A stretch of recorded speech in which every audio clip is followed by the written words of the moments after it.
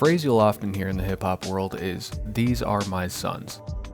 It's a common way to say that many rappers are inspired by the legacy of a certain artist's music. It's one of the reasons rappers are so compelling to me. Their influences make them human.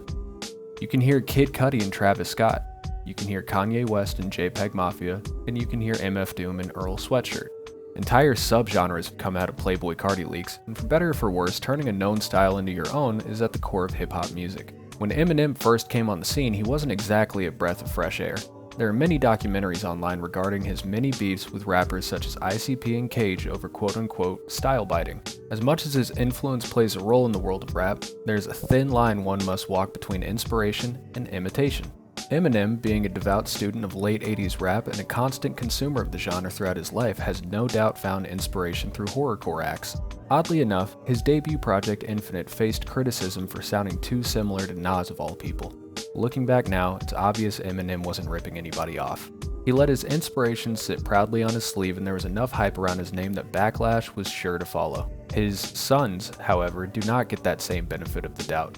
The late 2010s were a hotbed of imitators, acts that could only get shine through YouTube uploads and Facebook groups, often adopting Eminem's silhouette if they could.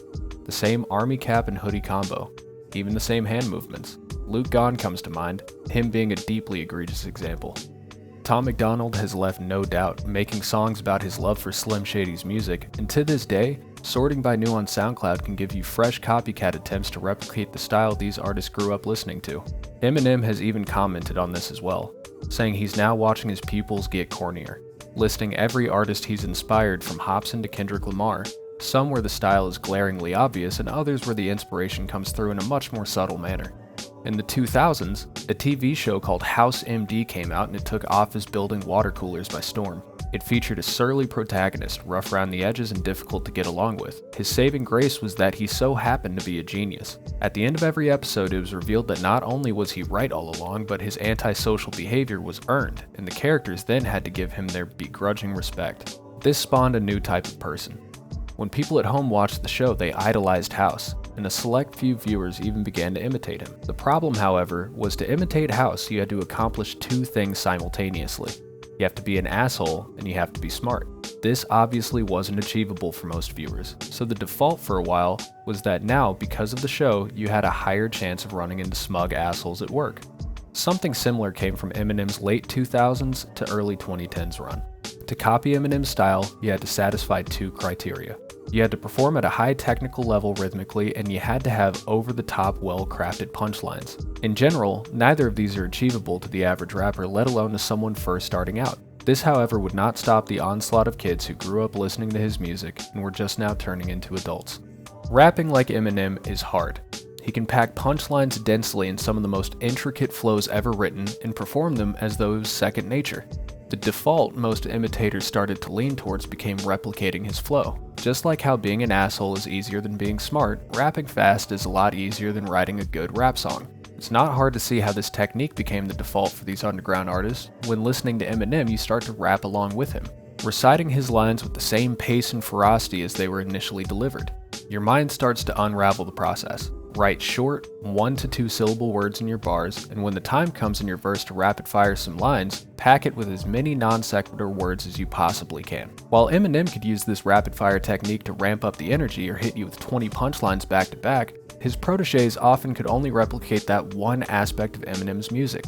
To the imitators, they were rapping just like their hero did, but to the general rap consuming public, they were creating the same word salad song over and over again. This is why, often enough, these songs would live on YouTube playlists and Facebook pages and never really climb on the radio.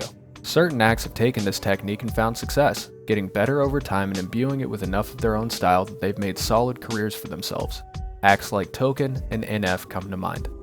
Other acts such as Dax and Gone, as I've mentioned before, have been stuck in a limbo between general public mockery or complete and total irrelevance. Another aspect of Eminem's persona that seems to have been adopted is the I don't give a fuck mindset he's exhibited his entire career. Whether it be random shots at celebrities or entire segments of his albums dedicated to beefs with artists much less relevant than him, it's an attitude that's as essential to Eminem's music as his flow or wordplay is. This is another trait his sons have decided to carry, and much like the other traits, it's not done well. For example, in the late 2010s, a completely one-sided war emerged with two camps.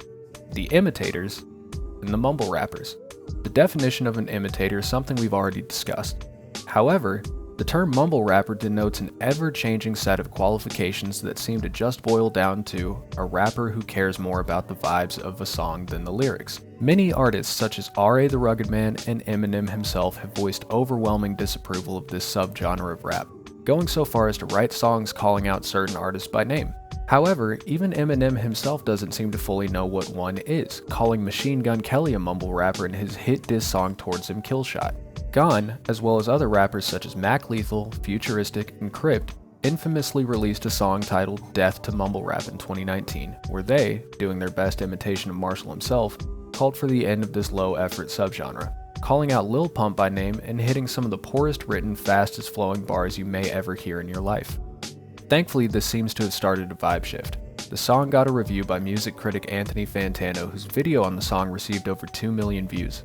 It started bringing the conversation of imitators more to the public light, with other YouTube channels following suit making their own uploads talking about the subject.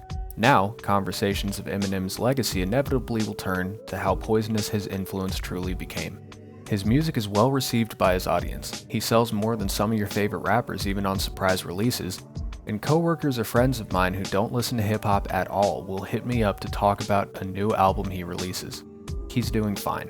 His sons, however, began to split into factions post-2020, when their relevance began to wane. Some turned to less than wholesome means to try and keep their name alive. Dax, for example, started dressing like the Joker and dancing with PS5s, and Tom MacDonald went headfirst into right-wing political raps. He actually found a lot of success with this move, no matter how lauded he is by the general hip-hop consumer.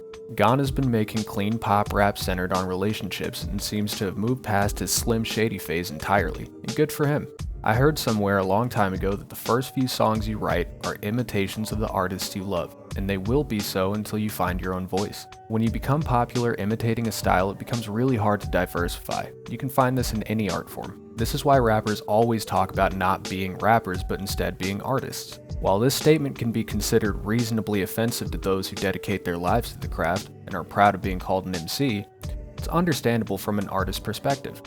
The freedom to change and create is essential for expression, and in an art form filled with one-hit wonders and the same song being released over and over, it's important to establish yourself as a versatile creative as early as you can. All in all, while the effects of Slim Shady's run have lessened over time and the perpetrators of these imitations have been quickly fading out of relevance, it is important to note that these influences can still be felt today. It's your duty as an artist to have a unique voice, and it's your duty as a consumer to have a sensitive ear, to not let everything pass, to demand better from those you buy records from. Otherwise, you get a subgenre that can't grow or create or do anything other than bite a style until it's all gone.